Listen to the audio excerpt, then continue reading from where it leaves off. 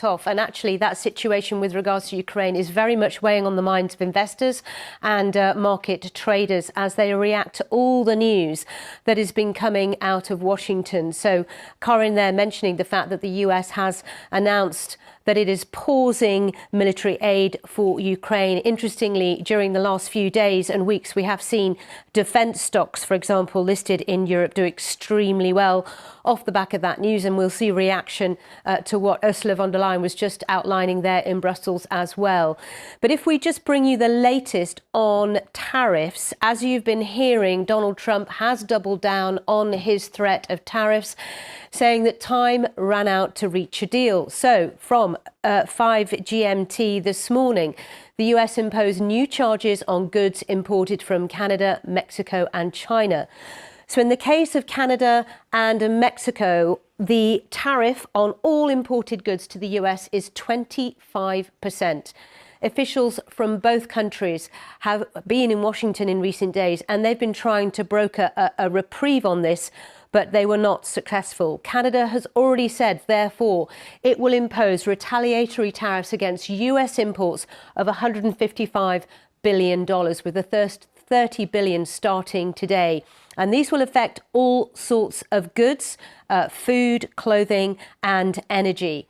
Trump has also hit China with additional 10% tariffs today. This is on top of the 10% that was imposed on Chinese exports in February, meaning goods from the world's number 2 economy will face a levy of at least 20% now. And Beijing responded by saying it's imposing its own additional tariffs of between 10 and 15% on some US products. That will start on the 10th of March. And these products is a whole range as well, including food, vegetables, biotech instruments and all sorts, aviation.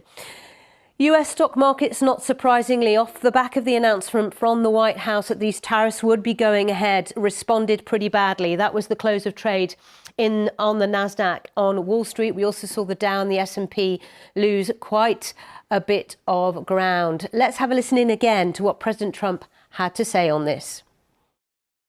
No room left for Mexico or for Canada. No, the tariffs, they're all set. They go into effect tomorrow. Mr. President, just to follow up on my colleague's question. And just so you understand, vast amounts of fentanyl have poured into our country from Mexico. And as you know, also from China, where it goes to Mexico and goes to Canada. And China also had an additional 10, so it's 10 plus 10. And it comes in from Canada and it comes in from Mexico. And that's a very important thing to say. Let's be clear. If Trump is imposing tariffs, we're ready. We are ready with $155 billion worth of tariffs, and we're ready with the first tranche of tariffs, which is $30 billion, which is already known. And we'll be getting more reaction from Canada in a moment. But first of all, let's focus on Mexico. So the Mexican currency, the peso, has fallen quite a bit, down around 1% since the new tariffs were confirmed. I spoke to Juan Carlos Baker. He is former Deputy Trade Minister of Mexico, and he gave me his thoughts on these latest developments from Mexico City. I think that the plan, as you mentioned, has been touted for a while. President Sheinbaum has repeatedly stated that Mexico does have a plan, but the reality is that details of such plan have not been disclosed as of yet.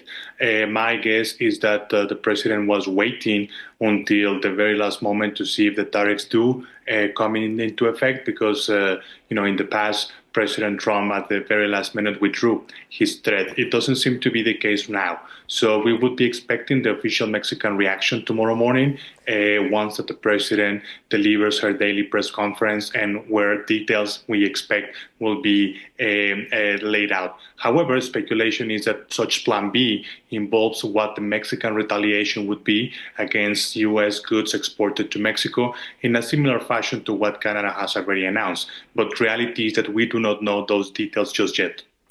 Many American companies, big names in the car industry, for example, have got factories in Mexico, make their goods in Mexico, which are then brought in to America. Talk us through the impact this will have.